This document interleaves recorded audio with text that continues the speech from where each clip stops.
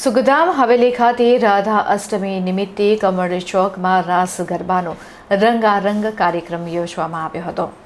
રાધા અષ્ટમીની ઉજવણી દરમિયાન કીર્તનકાર ચકાભાઈ વૃંદ દ્વારા ધોળપદ મંગલ વધાઈ ગીતોના ગાન દ્વારા હવેલી બરસાના ધામ બની ગયું હતું. મહિલાઓ દ્વારા રાસ ગરબા રમીને રાત્રિ બિફોર નવરાત્રી જેવો માહોલ સર્જ્યો હતો. ટ્રેડિશનલ પોશાક પહેરીને ગરબે ઘૂમીને પ્રભુ કૃષ્ણ અને રાધાના પ્રેમની અનુભૂતિની પ્રતીતિ જોવા મળી હતી. જ્યાં પ્રેમ છે ત્યાં આનંદ છે, જ્યાં આનંદ છે ત્યાં પ્રેમ છે.